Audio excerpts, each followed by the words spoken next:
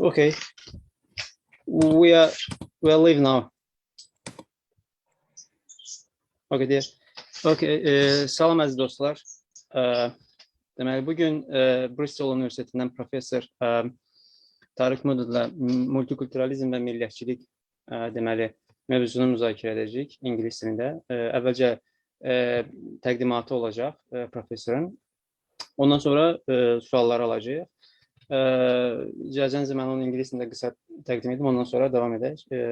Hello, dear professor from Baku. First of all, let me thank you that you accepted my invitation, and let me give a brief introduction about you to the audience. Professor Modood has been studying multiculturalism since maybe 1990s, roughly 30 years. And his approach to the study of national multiculturalism differs from other scholars in terms of its relationship with nationalism, national identity. So we'll have a presentation of Professor Modood first, and then we'll get questions from the audience.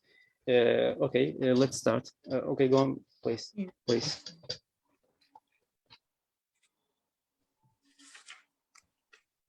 We can't hear you. Yeah. Okay. Thank you very much for this invitation, Professor Vəliyevin, and I'm very pleased to be here. It's my first interaction with students and researchers in Azerbaijan. I have been invited to visit Azerbaijan conferences, but unfortunately, I've never been able to make it. So it's good that now we can do this online. So let me share my screen with you because I will be speaking to a PowerPoint.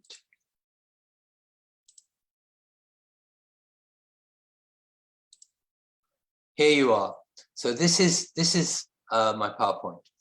This is the name of my center. It's called Center for the Study of Ethnicity and Citizenship.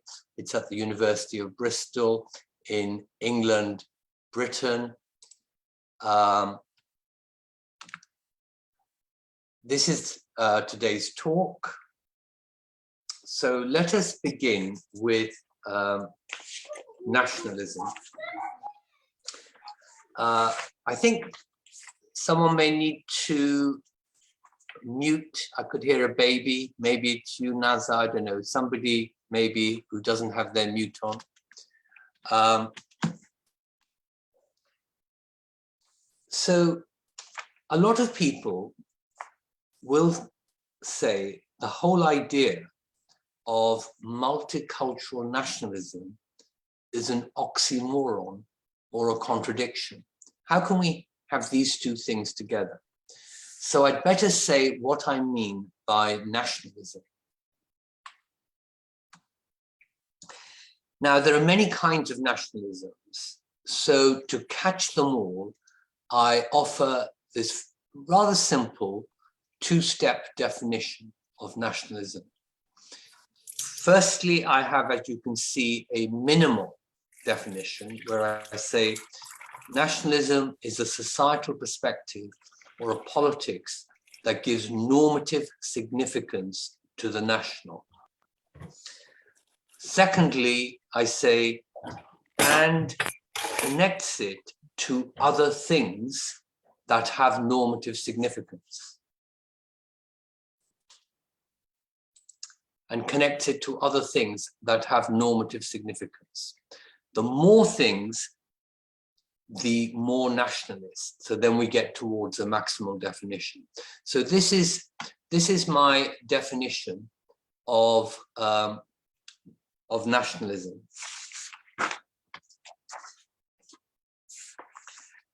So it has certain implications, this definition. Firstly, because nationalism is varied, there are different forms of nationalism, to accept one kind is not to necessarily accept another. So I doubt if anybody would want to accept all possible forms of nationalism and they're not logically obliged to do so if they accept one. So if they think of themselves as a nationalist, you know, a political or intellectual nationalist, they're not obliged to accept all possible forms of nationalism. Secondly, othering, you know, where we create some other group of people that we say is the opposite of us, is different to us. Othering or exclusion of those people from us, from our country, from our group. Exclusion is involved in some kinds of nationalism. I mean, in a way, this is perhaps pretty obvious because we all know that so much nationalism works like that. But my point is that this othering or exclusion is not part of the core definition of nationalism and does not capture the normative character of nationalism. So you can see if I go back to my previous definition, you can see that exclusion is not a part of my definition of nationalism. And as I say, I don't think, even though a lot of nationalisms do have a logic of exclusion and perhaps a political goal of exclusion, I don't think it is necessary that the normative character of nationalism has to have exclusion. That's not what primarily nationalists are trying to do. So what do I connect nationalism to? Given my definition that nationalism is giving normative significance to the national and then connecting it to other things, what do I connect it to? Well, firstly, the state, you know, whether it's the United Kingdom, France, Azerbaijan, the United States of America, we have these states that we think of as national states, and that's quite central to their character. Secondly, to citizenship, that we are citizens of a particular polity. Again, you know, Azerbaijan or America or Britain or Canada and so on. So these are national citizenships. And thirdly, belonging, because we can belong to lots of different things. We can belong to our university, we can belong to our city, we can have a great sense of belonging to a football club. But one of the things that many people have a sense of belonging to is their country, to a national or the national. So those are three things that I would want to make a normative connection to with the national. And they are quite common. So really the distinctive thing that I'm doing is in item number 4, is making a normative connection between the national and multicultural recognition or inclusion. So that's really the distinctive feature, and that's why, of course, I call it multicultural nationalism.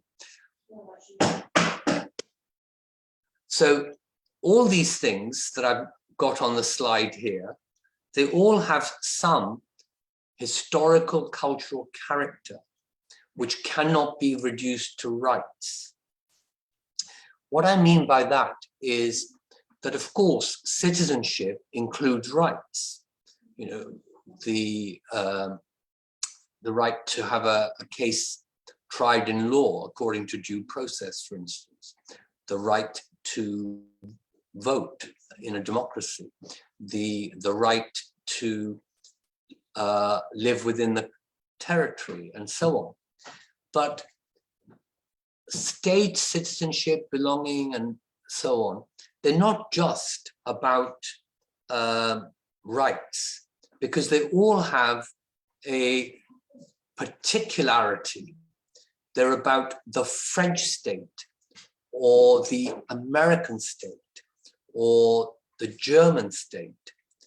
And these states are different. They have a different character. They have a different historical, cultural character. Their difference doesn't simply lie in the fact that they may have different laws and different schedule of rights, though that will be part of their character, certainly, and that's clearly historically influenced. And if they are historically and culturally formed entities and objects, then that means that the nationalism that I'm talking about is a culturalist as well. Oh, I just got a message saying the recording is stopped. Is there a problem?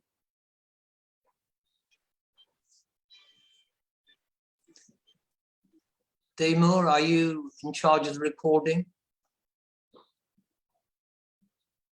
Oh, good. Now I've got a message saying it's in progress. Good. So what I was saying was, so these states and citizenships, they have a culturalist character. They're not just a form of civic nationalism. What I'm talking about is not just a form of civic nationalism. Maybe you've come across the term civic nationalism. It's quite prominent in nationalism studies that people divide various forms of nationalism into civic and ethnic, for instance. Well, I don't want to do that. What I want to emphasize is the nationalism that I'm talking about clearly has a civic component. There's not much doubt about that, but that it also has a cultural, historical character. Let me now say something about multiculturalism to explain what I'm saying can be connected to a nationalism.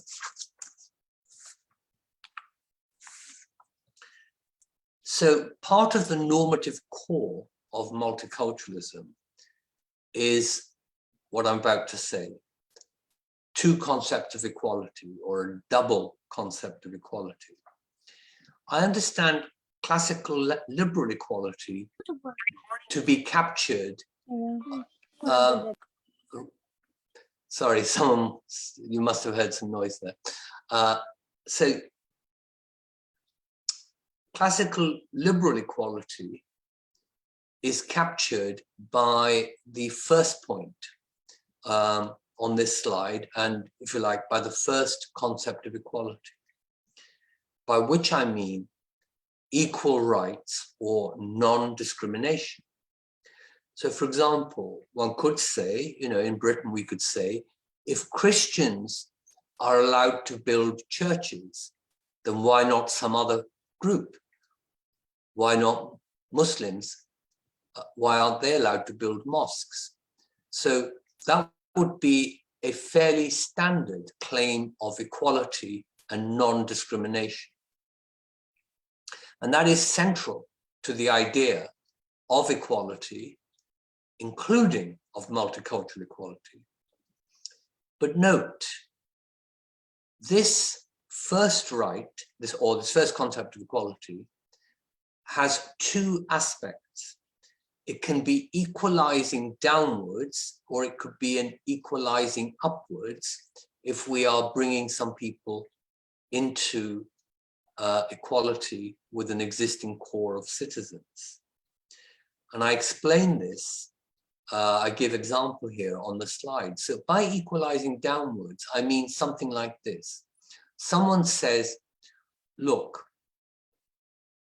Muslims and Christians in Britain are not being treated equally because Christians have various rights and provisions, given by the state.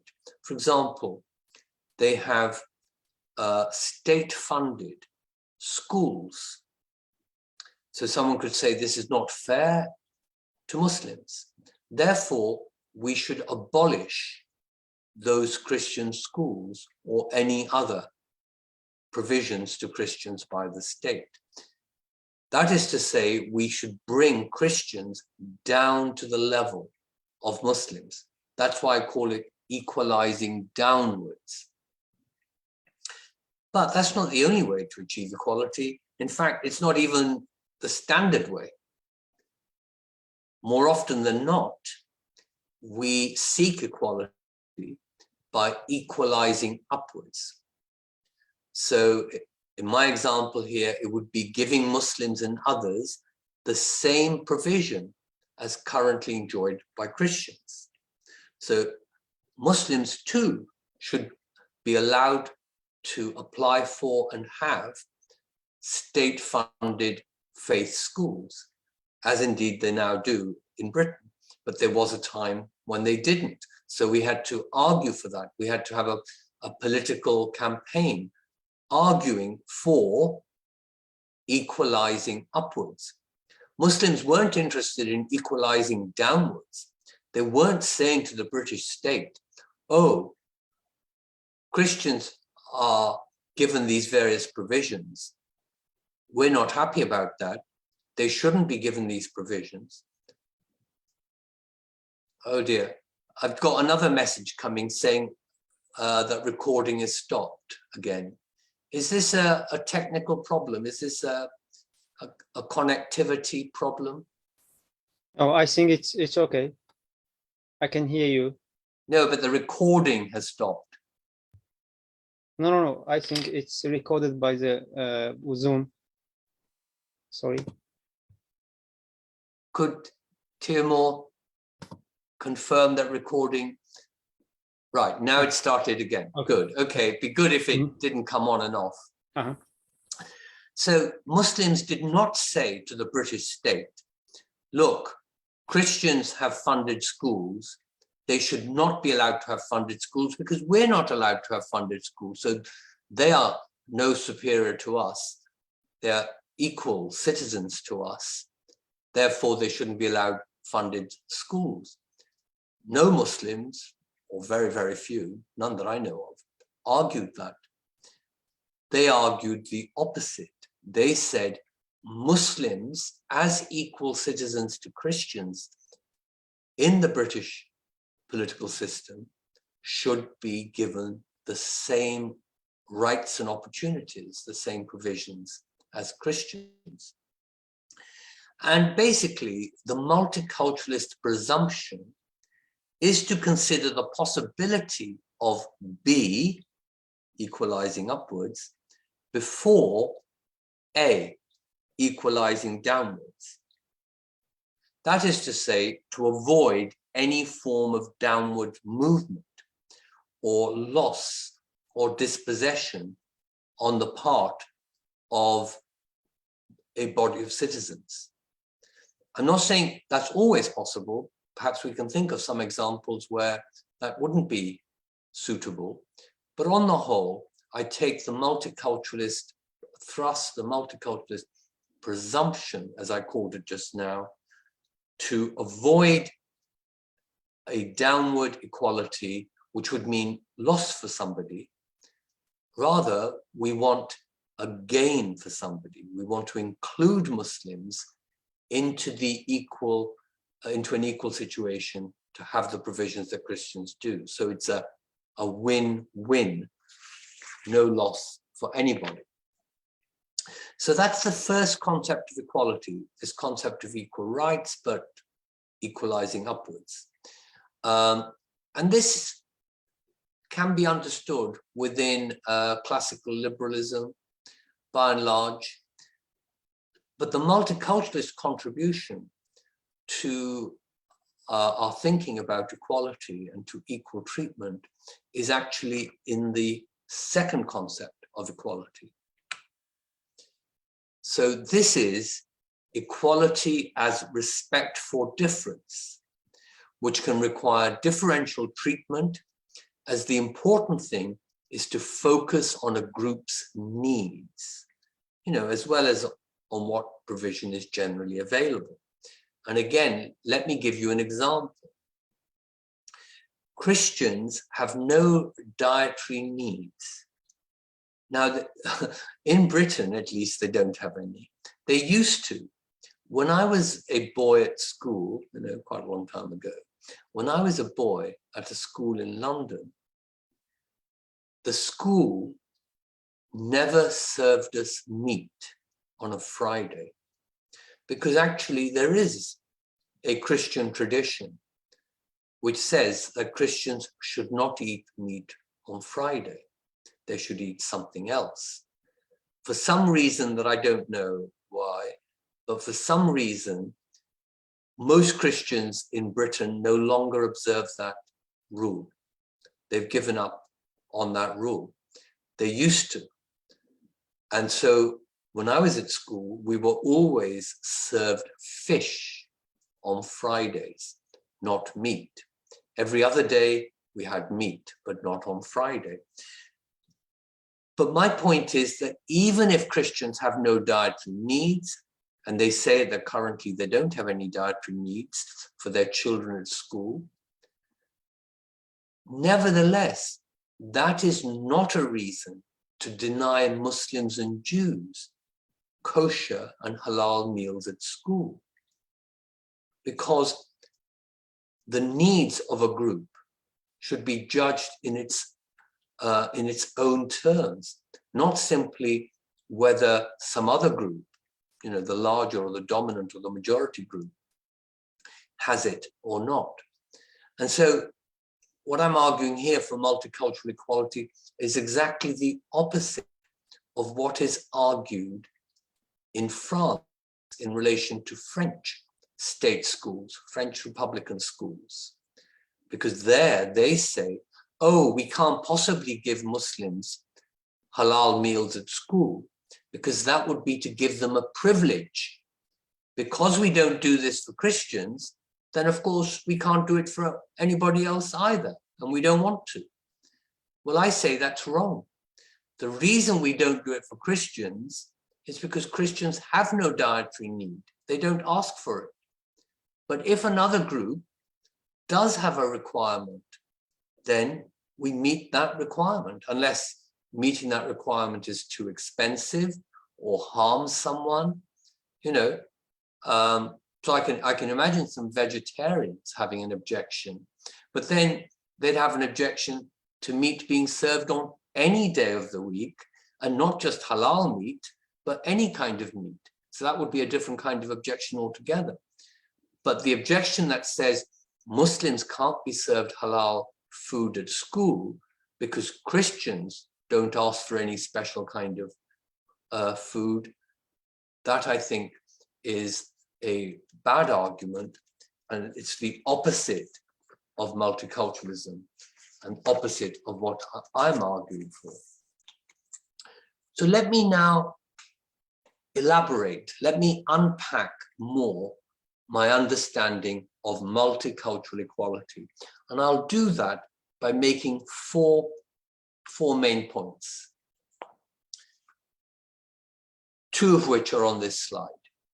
So firstly, multicultural equality is about protection from and challenging racism, cultural racism, and Islamophobia, including in dominant or majority culture in relation to laws, laws, rules, or opportunity structures, and representation, how a society presents itself. So multicultural equality is challenging the racism in dominant or majority culture. But it's not challenging the majority culture per se. So multiculturalism has nothing to say against the majority culture just because it is the majority culture. It has something to say against the majority culture if it's racist or has racist aspects, because those do need to be challenged, those do need to be taken out or dismantled. So multiculturalism is about challenging stereotypes and negative portrayals of minorities. It's also about allowing minorities to replace the negative images with positive images. what in the political theory literature we call challenging misrecognition for the sake of recognition. But it's not challenging the majority culture per se. You could say in a way that multicultural equality involves recognition of the majority culture as well as recognition of the minority cultures. My second point of multicultural equality is there should be no insistence on assimilation, but nor should there be any hindrance against uncoercive social processes of assimilation or self-chosen assimilation. So people say, oh, multiculturalism is the opposite of assimilation. Well, yes, it is, that's true, but it's the opposite of an imposed assimilation, of the pressure to assimilate. It's, if people choose to assimilate, you know, if they're from a minority, like British Muslims are in Britain, or other minorities in Azerbaijan, that's fine. Assimilation doesn't have to be encouraged, but nor does it have to be prevented, and it shouldn't be prevented. That means you're giving minorities the choice. And it's not a binary choice, meaning that they have to choose one thing or another. They have to choose the minority culture or the majority mainstream. They may want to do both and to adapt both in their own way. And that is exactly what multicultural equality allows for, enables. And so you could say that for a multiculturalist and for multicultural equality, different modes of integration should be equally welcomed. Assimilation can be welcomed, integration can be welcomed, but multiculturalism also should be welcomed. You know, people wanting to emphasize and gain recognition, respect for distinctive minority identities. That too is a genuine mode of integration and should be equally welcomed. There should be no single top-down model of integration, you know, with the state imposing a model of integration. Rather, there should be two-way integration. Both parties, if they are minorities and a majority, or the minorities and the state, there should be two-way integration.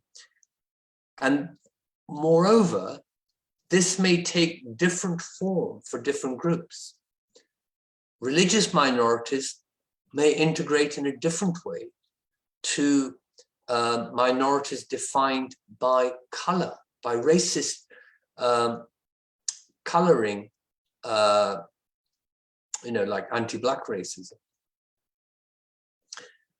So a group whose religion needs to be accommodated, in contrast to a group where there's not such a major issue. Yes, we'll end up with a different forms of integration, but that's fine. Multiculturalism, in that sense, is a genuine multi. And I've described that as a kind of a varied geometry, because integration doesn't take one form, but various forms. So that's two important aspects of multicultural equality, but there are two more. There should be multicultural accommodation of minorities within shared public institutions like schools. So in a way, I've already talked about that when I've talked about food. I think in the common school, you know, in the common state school, we should have a compulsory subject that everybody should study together in the class, namely religious education. Everybody should study that, and they should study it together, and they should study it in the same way that we study history or geography, or if you like, mathematics. That is to say, no particular religion should be promoted in that class, in religious education classes. Everyone should be studying it, and we shouldn't just be studying doctrines. We should be studying the effects of religion in history and its effect today in our society and in the world in general. That's what I understand by religious education. But in addition to that, not instead of that, but in addition to that, and on a voluntary basis, so religious education is compulsory, but what I'm now about to mention, on a voluntary basis, and I'll call this religious instruction or worship, this should also be provided by the school if it is requested. If a minority says, we would like to have some classes on Islam in the school, or we would like to have a place of prayer, place to pray and worship, then even if the majority doesn't want that for itself, the minority should be able to have it. That was exactly the point I was making about halal food, but it's not a point only about halal food. But this should be voluntary. No one should be forced to this. So I'm against people saying, oh, you are a Muslim, therefore you must go to the Muslim class. No, it's voluntary. If the Muslim child or the Muslim parent of that child doesn't want that child to go to that class, then that's fine as well. So that's an option, not a compulsion. And finally, the fourth point about multicultural equality is that minorities should be able to make claims on the national culture and identify with it in their own ways. And this remaking of national identity is part of multicultural citizenship and should be welcomed and encouraged by the majority. So, for example, rethinking what it means to be British. This is what we've been doing in Britain. So we now talk about people wanting to be and are being Black British, or British Muslims, or British Chinese. We say, yeah, that's what it means to be British. There are different ways of being British. Not only one way of being British, that's to do with being white and Christian, or being, white and secular. So that is a very important feature of multiculturalism, that not only are minorities included in the national identity, and it should be allowed to belong to that country just like everybody else, but also that they can belong to it in their own way. They should be able to influence what it is to be British, what it is to be French, what it is to be Azerbaijani. It shouldn't only be the majority in the Azerbaijan country that says, oh, this is how you have to be.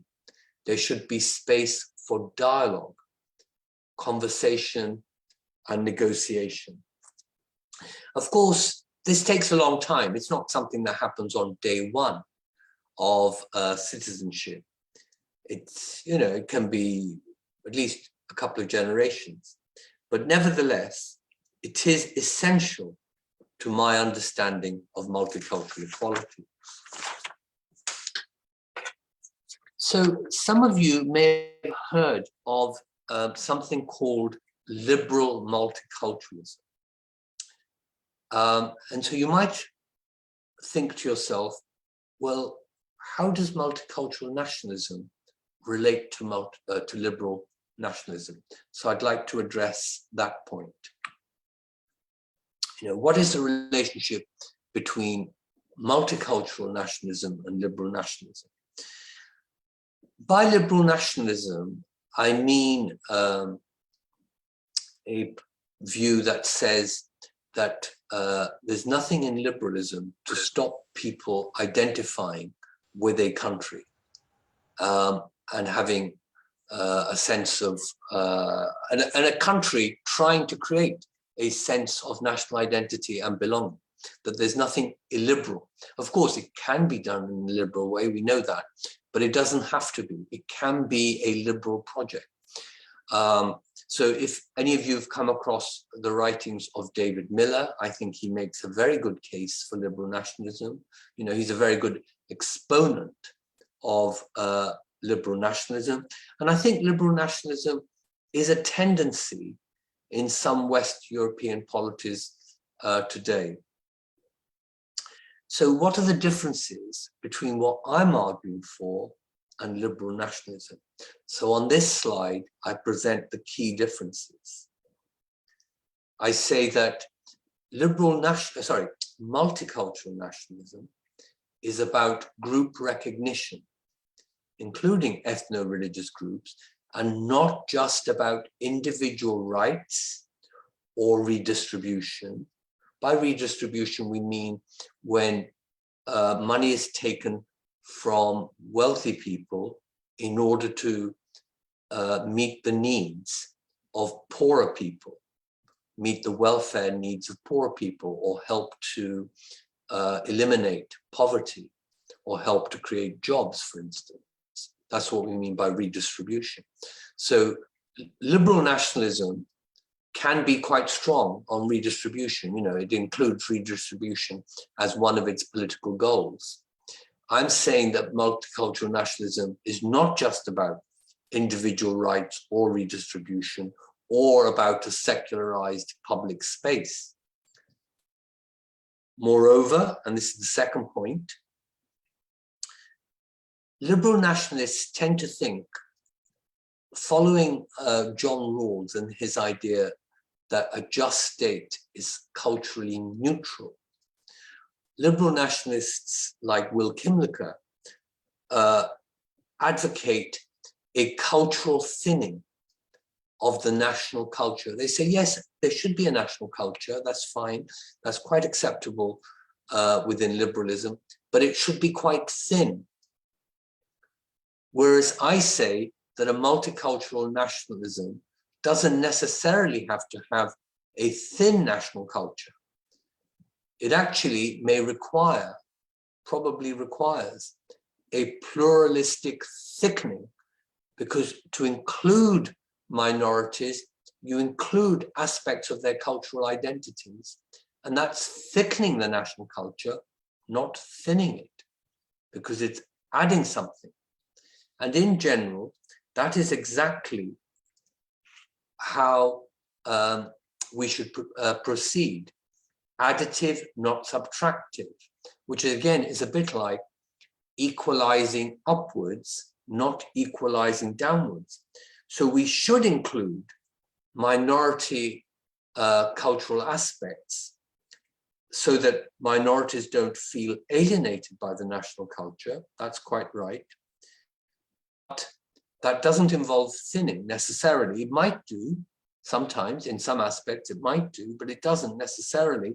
So that's not a good way of characterizing the national culture as multiculturalism in general. And so multiculturalism works with and builds on, not rejects, but builds on current forms of national identity, especially those that are being multiculturalized, or where there are political efforts to multiculturalize national identity, as in, for example, Canada, the United States, in Britain as well. Though, of course, in different ways in these different countries, and it can be reversed. It's not guaranteed, nor is progress always held on to. We can lose as well as move forward. I now come to my final slide, my last point, because I want to say that multicultural nationalism is a feasible alternative, you know, is a genuine practical alternative to what I call here bad nationalism. So we know there's a lot of bad nationalism in the world today. We see it in front of us all the time. You could say the invasion of Ukraine is based on some bad nationalist ideas. So though I've been arguing for a form of nationalism, I clearly don't hold the view that all forms of nationalism are good. I think nationalisms that oppress minorities are bad. Nationalisms that invade other countries and that are militaristic are bad. Nationalisms that deny individuals basic liberties are bad, and so on. But what I want to argue is that multicultural nationalism unites the concerns of some of those who are currently sympathetic to majority nationalism. I hope that is clear, that multicultural nationalism is not against majority culture or national consciousness. It can be sympathetic to majoritarian nationalism. And, I would say about a third of the population in a country like Britain tend to be very nationalist or quite nationalist, majoritarian nationalist. And multicultural nationalism doesn't agree with them, but it understands why they're nationalist, why they feel the need for a nationalist sentiment and identity. But multiculturalism wants to unite that with people who are pro-diversity. And that's perhaps in a country like Britain now about a third of the population as well. And so multiculturalism unites these two groups of people, or these two sentiments, because another third of the people are in the middle. They're neither strongly majoritarian nationalist, nor are they strongly pro-diversity. They might be slightly pro-diversity, slightly majoritarian nationalism, or they combine both, or they can swing from one side to the other, depending on circumstances, depending on what is on offer at any one time. And I think if multicultural nationalism is on offer, we're more likely to win that third in the middle. And therefore, multicultural nationalism represents the political idea and tendency most likely to offer a feasible alternative rallying point to monocultural nationalism, because that is one of the dangers that we're facing today. There is too much monocultural nationalism in so many countries, not just in some parts of the world, in so many countries, including my own. And what is a feasible alternative to right-wing populist nationalism? Well, I think that multicultural nationalism has a better chance of winning a political consensus than many of the other politics that is on offer, politics to do with liberalism, cosmopolitanism, human rights, and so on. So that is my talk. Thank you very much. I will stop sharing the screen, and I'll be very happy to answer questions, to listen to your comments, to join in the discussion. Thank you. Okay, thank you for excellent presentation, Professor. Firstly, I would like to ask the question, my questions, and I think that we have a broadened audience, and I think that we'll have questions. But firstly, I want to ask my questions. As you know, I have been reading your paper publications related to multiculturalism since 3 years when I was a PhD student in Turkey. So I defined my questions. Your recent paper, Multicultural Nationalism, was published in the United States. So your paper focused on minorities specifically, and you wrote that minority should not be involved zero-sum game with the majority. In this respect, you accept the dominance of the majority within the national identity. So Therefore, you use multicultural nationalism, a new approach to this study. So how could you define minorities as equal members of the nation in the context of multicultural nationalism? I think you said something, but I want to get expand answer. Thank you. Yes. Okay. I think that minorities are treated equally when the two concepts of equality that I mentioned are operative to a large degree. So the first concept of equality, of course, is that everyone has some basic rights. And these rights are effective. You know, they should be effective. They're not always effective, of course, but they should be effective. They should be promoted by the government and other powerful groups in society, including, you know, like universities. They should be enforced by law courts. Where there is rights violation, it should be highlighted in the media. There should be political campaigns against it and so on. So that's one way of including minorities, and how minorities will include themselves. Because I think that minorities have to be active in the process of, as it were, equalization, the process of becoming equal citizens. Because being citizens is not a passive state of affairs.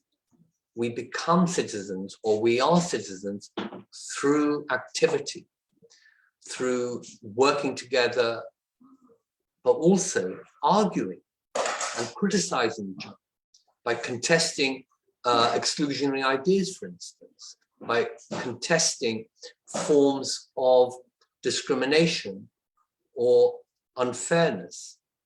So that's one part of equality, or ways in which minorities can become equal parts of the nation or the national citizenship. The second part is more difficult, but it's what is distinctively multiculturalist. So the second part says equality is not just about sameness. It is also about recognizing legitimate difference, you know, genuine difference, difference that exists in the world and matters to people. It matters to people whether they are English or Welsh, you know, within the British state. It matters to people whether they are men or women within the British state. It matters to people whether they're black or white. It matters to people whether they're Muslims or Christians and so on. So these identities, especially the minority identities, which can be excluded, actively excluded, and have been actively excluded as a matter of fact over a long period of time, need to be included.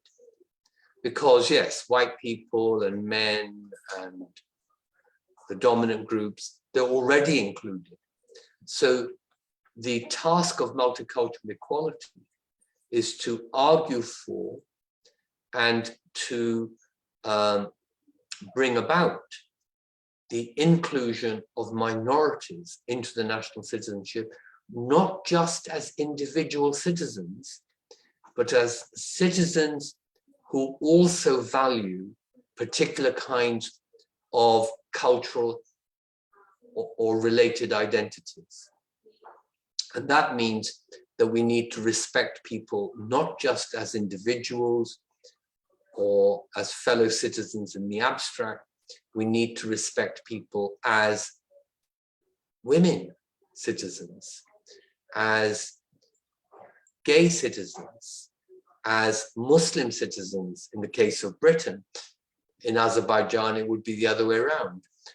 You have religious minorities in Azerbaijan and a Muslim majority. So it's the inclusion of those religious minorities within the national citizenship and national consciousness and identity of Azerbaijan. So that's how we include minorities within what one might call a national framework, you know, so the national part can really matter as well. And that's why I call my position nationalism. Though a lot of people, including, you know, friends and other multiculturalists, say, don't call it nationalist. That's the wrong word, because you're not really a nationalist. It's the right-wing people that are nationalists. And I tend to think, no, I think I am emphasizing the national. We mustn't allow our opponents, we mustn't allow the right-wing monoculturalists to have exclusive monopoly over identification with the national. If we, you know, value our country, if we cherish our country, if it matters to us, and we're also multiculturalists, then we should aim to combine those two things, not give up on one in favor of the other, not be forced to give up one in favor of the other. So I hope that answers your question. Thank you, Professor. We have a question from Facebook, Mir Kamran. He wrote that, hello again, Professor Modood. To what extent do you count conservative models of multiculturalism? This is definition by Kimlicka within the gap. Anything worthy of being categorized as authentic model of multiculturalism? This is what he asked. Yeah. You know, I have read Will Kimlicka talking about different kinds of multiculturalism. So he's talked about neoliberal multiculturalism, for instance. And I think I may also have read him say something about conservative multiculturalism. But I must admit, I can't remember at the moment what it is. So perhaps you could just give me a little bit of a reminder of what is conservative multiculturalism. I assume it's not the same thing as neoliberal multiculturalism, that's sometimes referred to as a kind of consumerism, where you want to enjoy various kinds of ethnic consumption. You know, like you want to eat Chinese food, and you want to listen to African music, and you want to encourage Turkish self-employment in Germany or Britain. So that's part of what I understand by neoliberal multiculturalism, where the state is not involved. As you can see in my idea of multiculturalism, the state is very actively involved, but not simply in a top-down way. It is involved through the actions of the citizenship, of the citizens, through the democratic process and through campaigns and dialogue and political debate and so on. So I'm not sure exactly what conservative multiculturalism is. Perhaps you or the questioner could just give me some clue. Sorry. Okay. Can you hear me, Professor? Yes. Okay. I want to ask you a new question, if you don't mind. Okay, so are we just dropping conservative multiculturalism? Okay. Does the questioner want to tell me what conservative multiculturalism is? Just remind me. I think Okay. I did read something about it. Okay. He just added that. Yep. Let me repeat it again.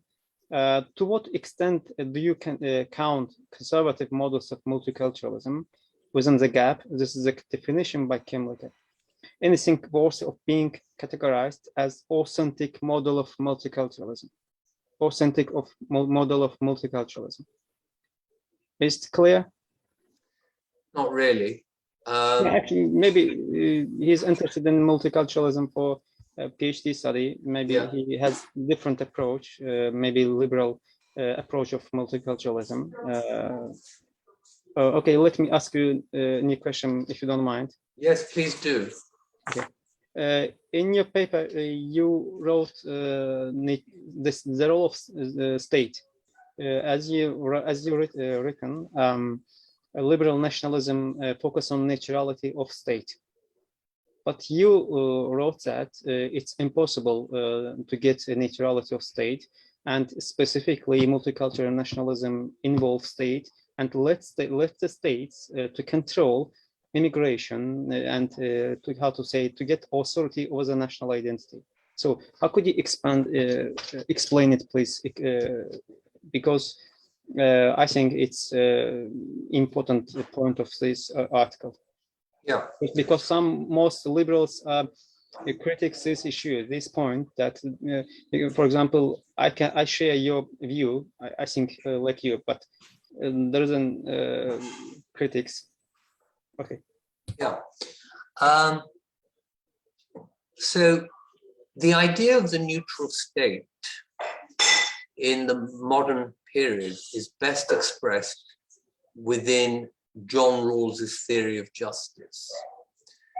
So he strongly believed that the just state needs to be, as it were, as impartial as possible in relation to the kinds of people that live within the state. So some people will be, Christians, others will be atheists, some will be Buddhists. Obviously, we've got men and women. We've got people who love theatre and people who don't want the state to take their money through taxation and spend it on theatre or on the Olympics, on preparing teams for the Olympics. Some people think, yeah, great, we want to win lots of medals in the Olympics. Let the state train people to be the best in the world. Other people say, no, I don't care about the Olympics. I don't want the state to spend my money through tax on this activity. Some states promote a particular religion. Most Muslim majority states, for instance, promote Islam in one form or another. So John Rawls thought, well, this isn't really fair on everybody else, on the non-Muslims or on the person who doesn't care about sport, and so on. So that's what he meant by when he said that the just state is one that doesn't favor any particular cultural preference or commitment over any other. There are some exceptions to be made because, for instance, the state has to have a language. But actually, why does it have to be English in Britain? Well, I suppose there are practical reasons. It'd be very difficult if we said it had to be French. Most people can't speak French in Britain. But actually, any functioning state is not neutral. I mean, language is one very good example, but there are in so many ways a state reflects a particular history and culture. For instance, in my talk, I was talking about schools that teach Christianity. Well, why is it that they teach Christianity and not Hinduism? Obviously, this is part of this particular state. Now, some liberals might say, well, the state shouldn't be teaching any religion whatsoever. But what about literature? Should it be teaching novels, drama? A lot of people say they have no interest in those things. Why should the state be teaching that? So like that, one can go on forever. So I strongly believe that John Rawls's ideal of a liberal, neutral state, which has become quite dominant in contemporary liberalism, especially amongst those liberals who call themselves, for instance, cosmopolitans, but also amongst those who call themselves libertarians. I think that is a mistaken ideal. We can't have a neutral state. So if we can't have a neutral state, then we have to decide what languages or language should be taught at school, what history should be taught at school. And once we ask those questions, we have to then ask, well, how can we do this in a way that is fair or just, which is exactly what John Rawls asked himself. But we now have to answer the question differently if we believe that his approach doesn't work, if there's no such thing as a neutral approach, a neutral state approach. So we then say the only fair way of doing it, the only inclusive way of doing it, is that the minorities as well as the majorities should be reflected in the national identity and in the way in which this national identity is promoted or is shaped. And of course, it can be reshaped. And multiculturalists are always seeking for it to be reshaped, because to include minorities, it usually involves some reshaping of the national identity, of extending it, for instance, or, as I said in my talk, of taking out the discriminatory or racist elements so that we do have a more inclusive national culture. So I think that's the way that we deal with the objection from those people who say multiculturalism involves a culturally neutral state. Okay, thank you so much. You wrote in your famous book, Multiculturalism, that multiculturalism is the issue of the 21st century. So, and we are witnessing and experiencing the raising of nationalism in terms of monoculture, for example, as in Russia, and happening in Ukraine. Yeah. So, by saying that, do you mean that multiculturalism will change, how to say, the view of national state of 20th century? 21st century, yeah. Yeah, 20th century. Yes, 20th century nationalism change into something different in the 21st century. Yes, that is my hope, and I think it is possible, because we are now so much more conscious of living with diversity in a more inclusive and egalitarian way than we have been. Certainly in the countries I know about. So living with diversity has now become a serious political challenge. And the political challenge has a number of facets, but how to do it within a commitment to equal citizenship, I think is absolutely fundamental. So that's why I think that this will be a big part of the story of the 21st century. That's why I say it's a challenge to take the mono-nationalisms of the monocultural nationalisms of the 20th century and make them into multicultural nationalisms of the 21st century. So it's not clear that we're winning. We're making some movement. We certainly raised the issue, but at the same time, there is a lot of opposition or backlash against the issue in countries like Britain and the United States, all across Europe, really, and so many other parts of the world as well. We see it very, very strongly in countries like India and so many other countries as well, including Muslim majority countries. But nevertheless, I think that certainly in what we think of as liberal democracies, I think the challenge of diversity will move more in a multicultural nationalist direction than in any other direction. Yeah. I don't know whether you can see, Orxan, but Vusala Hasanova has their hand up.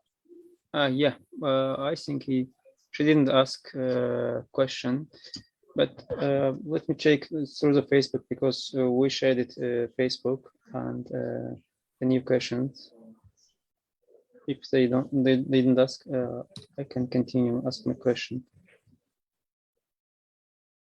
So we don't have question, but I want to ask my question again, if you don't mind, dear professor.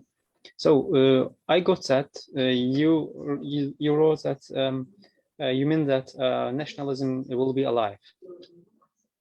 Nationalism, but there are enough critics that nationalism should be limited, should be ignored.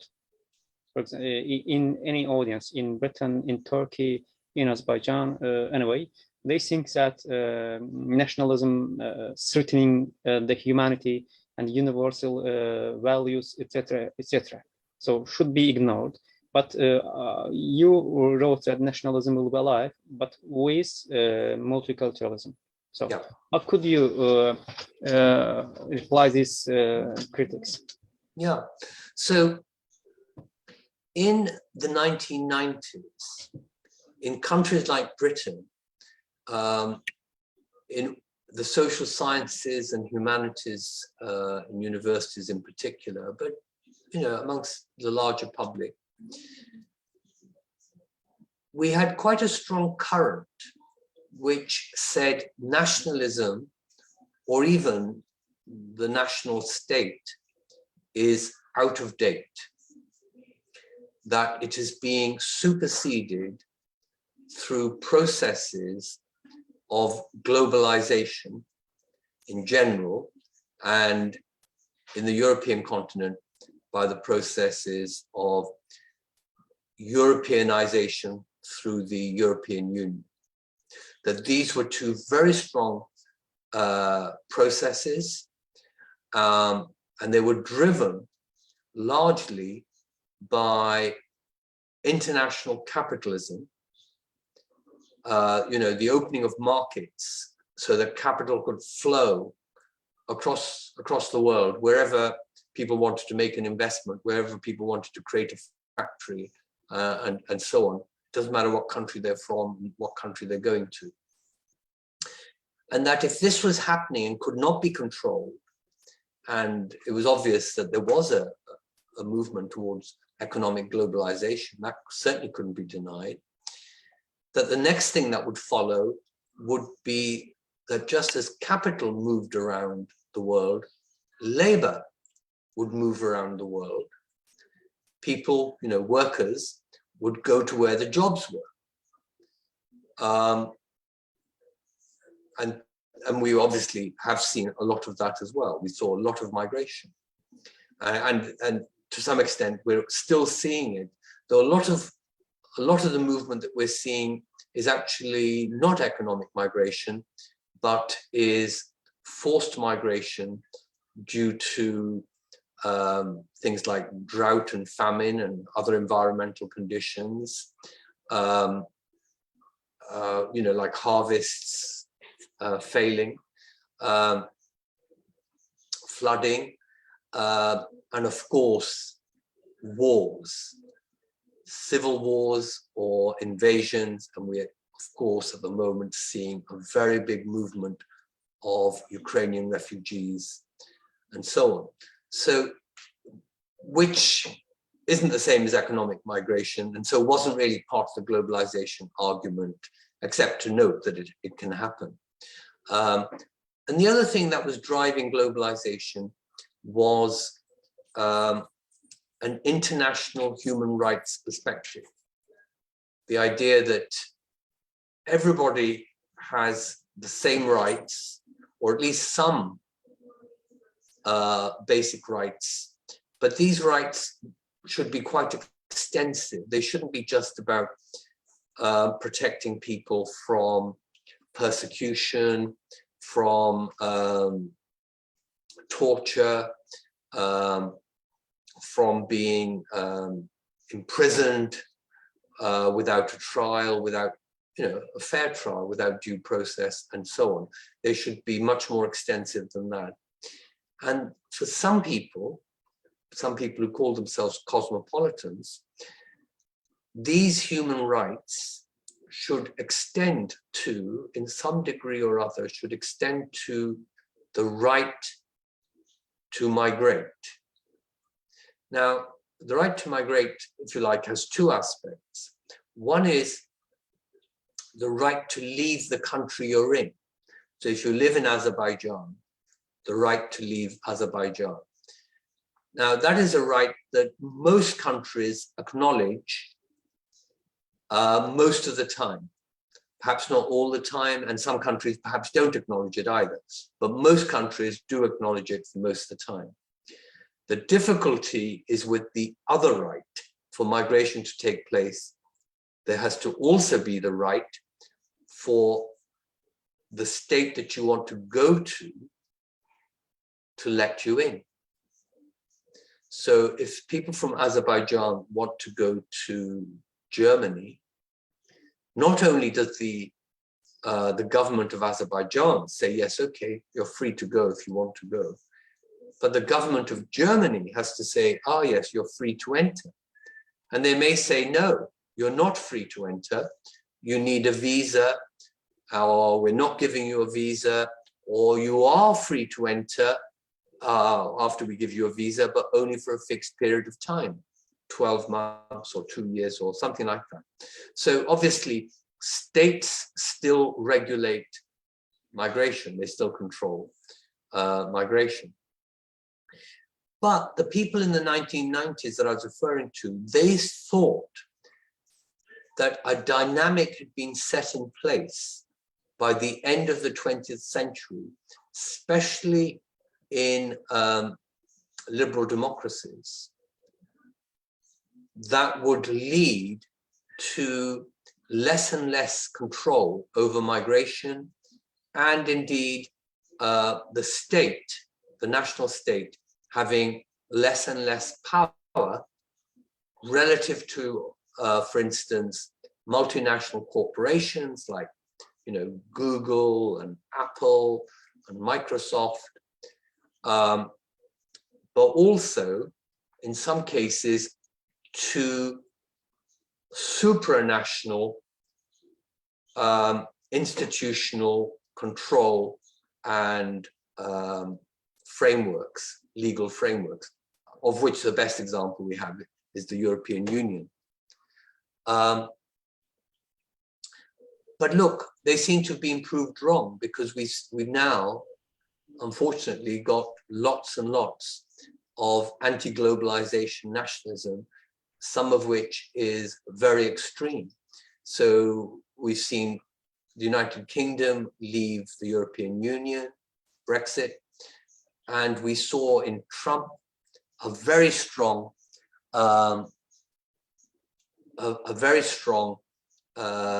anti-globalization movement and presidency. So I don't see the people who said nationalism is going away and cosmopolitan is the wave of the future as being proved right. Maybe they will in due course, I don't know, but at the moment they looked proved wrong. They look as if they took a particular moment and projected it into the future unreasonably, without, you know, due evidence or without due qualifications. Now, someone could say I might be doing the same as well, and I certainly recognize that I can't make any confident predictions. Nobody can. But I just think that what we have at the moment and the dynamic that exists today, the dynamic where we have lots of diversity in many countries and people wanting to hold on to national identities and sometimes getting very anxious about a loss of national identity. When we have those two things taking place at the same time, we need some political solutions that address both these two things. And that's what I'm trying to do through the idea of multicultural nationalism. Oh, thank you so much, Professor. I think we have a question from the audience who wants to ask her question directly, and we'll see her. Rusala Hasanova. Here she has questions. Yeah. Okay. Thank you so much for giving us such a chance. You're welcome. Good evening, everyone, and good evening, Mr. Professor. I just want to come directly to my opinion. Actually, I cannot say that I'm fully mastered the subject in terms of scientific approach, but I'm really for to approach each person in the society to be like an individual, regardless of their identity, race, roots, and so on. And we know as it's an ongoing process. I personally think that everybody should experience that to be tolerant. I mean, we should learn the tolerance. So my question is pedagogically. As we know, we are going on the process of globalization. So we should know and we should actually understand and comprehend the tolerance. So do you think that schools should have such a subject where students should be taught with hands-on experience practically? I mean, in order to learn the tolerance and what's tolerance and how to identify which right, which is wrong. So I mean, how the framework will be or could be if we take like such kind of step in order to teach the students, because we don't have such kind of subject in our schools, and that's really difficult for everyone to teach it later. Thank you so much. Okay, thank you very much for your question, Rusala. I certainly think that schools should teach tolerance, or it partly depends on what we mean by tolerance. So let me explain. I think that in political theory, not so much in ordinary, normal social conversations, but in political theory, there is a tradition of thought that says tolerance or toleration is putting up with something or somebody. Because if we go back to the roots of religious toleration in Western Europe, for instance, it began after a long period of religious persecution, even very long religious wars, when there was a stalemate.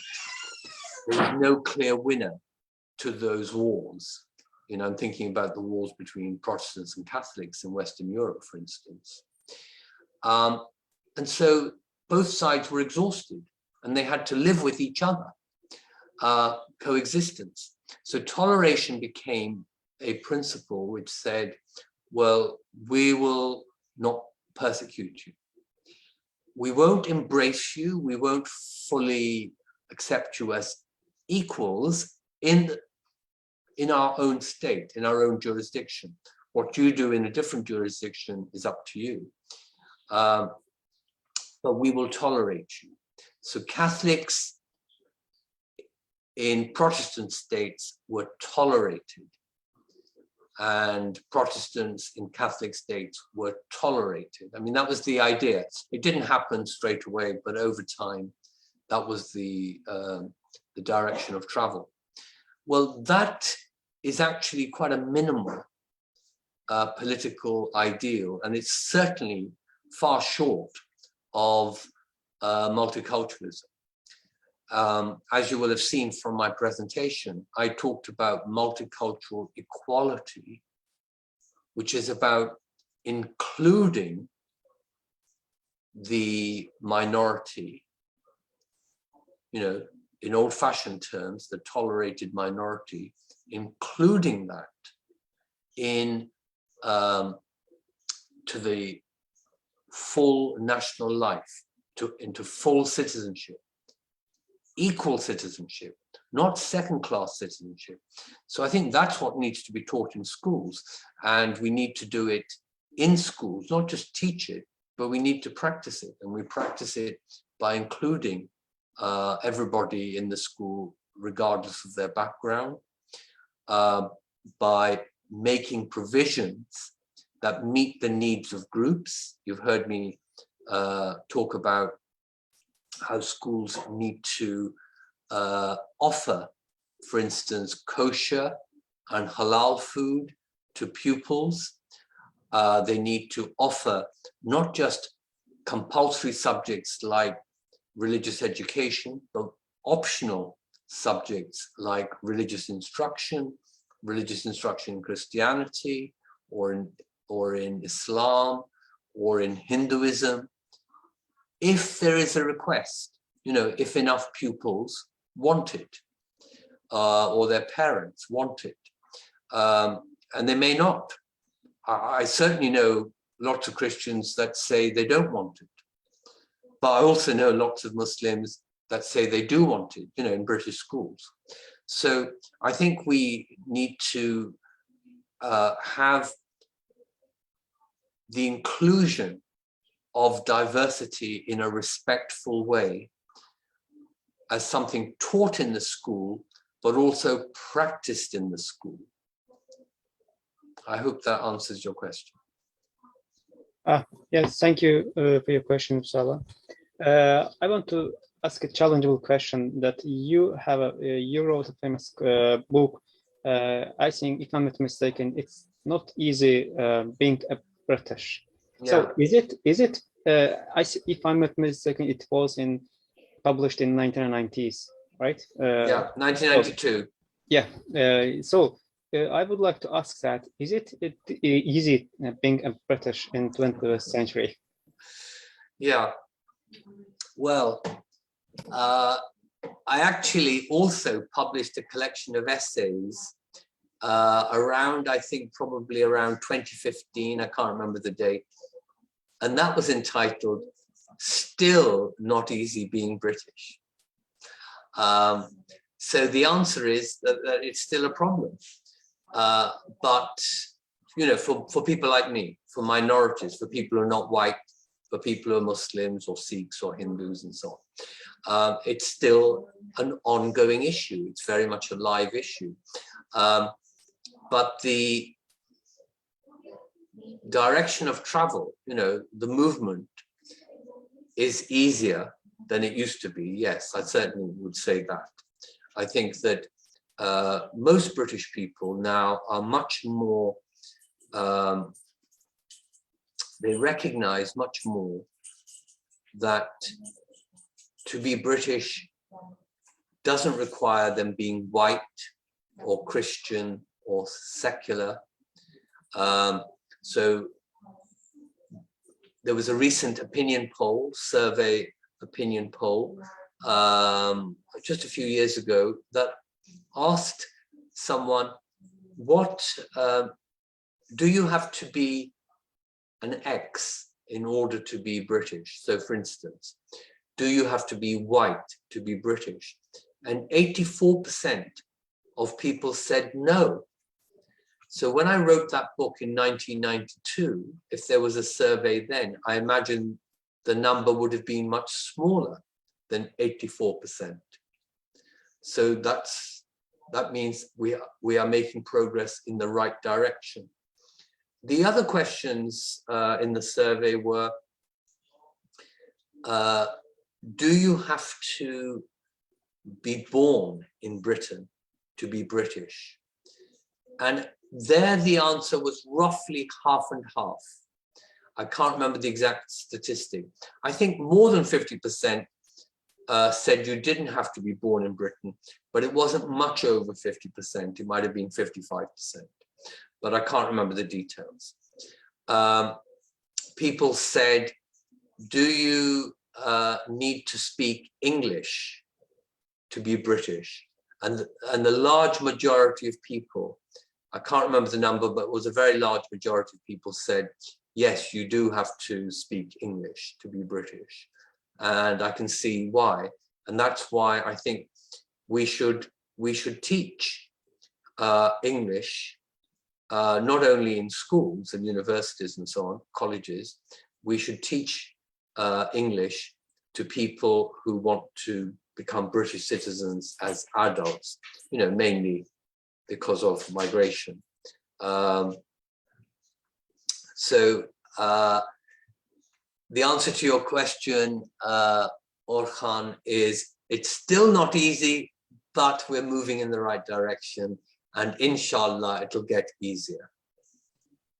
Yeah, I think we don't have any more questions, but this is just great opportunity for us listening your speaking. So thank you so much again, and I think it will have a contribution to the study of multiculturalism and nationalism in Azerbaijan.